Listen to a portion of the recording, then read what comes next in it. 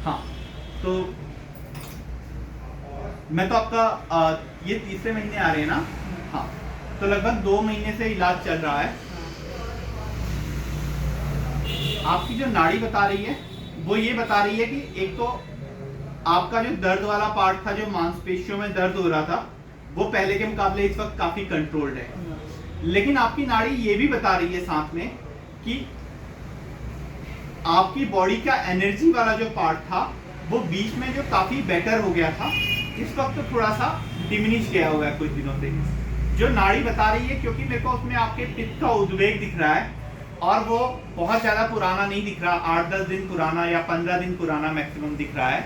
तो मेरा मानना है मे बी उतने दिन पहले आपने ऐसी कोई दवाई खाई होगी या कुछ खाने पीने में ऐसा कुछ हो गया होगा।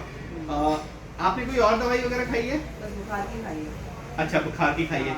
एंटीबायोटिक्स और पैरासीटामोल वगैरह लिया होगा, है ना? हाँ, तो दोस्तों देखिए, बेसिकली ये वीडियो मैं इसलिए बना रहा हूँ क्योंकि आपको बताना कि आप लोग जिसको एक निरापद समझ के खा लेते हैं कि एलोपैथिक दवाई है, हम लोग किसी एक चीज का ट्रीटमेंट कर रहे हैं। बेसिकली वो किसी एक चीज का ट्रीटमेंट तो होता है, बट उसके जो अपने जो दूसरे साइड इफेक्ट्स होते हैं वो साइड इफेक्ट होते हैं। दीदी, वो दवाई खाने के बाद में आपको थोड़ा कमजोरी जैसी तब से महसूस हो ही रही होगी, है ना?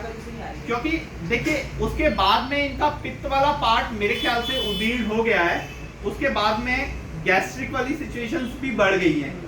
तो आप लोगों से ये निवेदन है कि जितना पॉसिबल हो एक बार अपनी बीमारी को किसी आयुर्वेदिक डॉक्टर को दिखा के, या आपके पास में अगर पॉसिबल हो आप उसको कॉल कर लीजिए, एक बार उससे पूछ लीजिए कि क्या आपकी जो बीमारी है या आपकी जो तकलीफ है, आपको छोटे से 1-8 दिन का बुखार है या 2 दिन का बुखार है, उसके लिए हर चीज के लिए आपको एलोपैथी में जाना पड़े ये जरूरी नहीं है। कई बार तो डॉक्टर आपको घरेलू उपायों से ही कुछ ठीक होने का कोई नुस्खा बता सकता है, बट अगर वो घरेलू उपायों से ना भी बताए, वो आपको एलोपैथिक आपको आयुर्वेदिक किसी दवाई पर भी भेजे, तो भी वो आपके लिए फायदेमंद रहेगा। कम से कम ऐसा नहीं होगा कि आप एक चीज का इलाज कर रहे हैं और वो दूसरी चीज को डिस्टर्ब कर रही है। तो नाड़ी का ये फायदा होता है कि नाड़ी से हम लोग एग्जैक्टली एकदम प्रॉपर टू द पॉइंट पहुंच सकते हैं कि क्या चीज हो रही है, किस तरीके से हो रही है। अब जैसे मुझे नहीं पता कि कौन सी दवाई खाई है दीदी ने, क्या खाया है क्या नहीं खाया, लेकिन हाँ, उनके पेट में पित्त जिस जगह पे उदीर्ण हो रहा है, वो पित्त की उदीर्णता मेरे को हल्की सी दिखाई दे रही है। उसकी वजह से वो पेट के अंदर जो डिस्टर्बेंसेस वगैरह हैं वो चीज दिखाई दे रही है।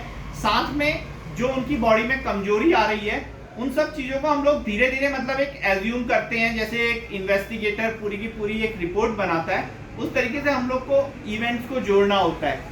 यही नाड़ी परीक्षा है। लेकिन सबसे इंपॉर्टेंट बात यह है कि आपको नेचर, कुदरत के हाथ में हाथ डालकर रहना चाहिए, वो सबसे बेस्ट बात है। आयुर्वेदिक दवाइयों का हमेशा आपको फायदा मिलेगा, फायदा आपको एलोपैथिक दवाइयों से भी मिल जाएगा, बट आयुर्वेदिक दवाइयों का जो फायदा है वो थोड़ा लंबे टाइम के लिए रहेगा, वो आपके सिस्टम्स को ठीक करके रहेगा।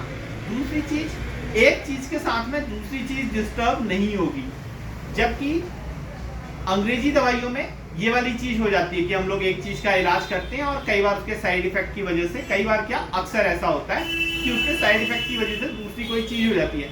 इसलिए कोई भी दवाई खाइए उससे पहले उसके साइड इफेक्ट को जान लीजिए और कोशिश कीजिए, बेटर रहेगा कि आप आयुर्वेद की तरफ को रहिए, कुदरत की तरफ को रहिए। इसी संदेश के साथ आप सबके स्वास्थ्य की कामना करता हूँ। धन्यवाद।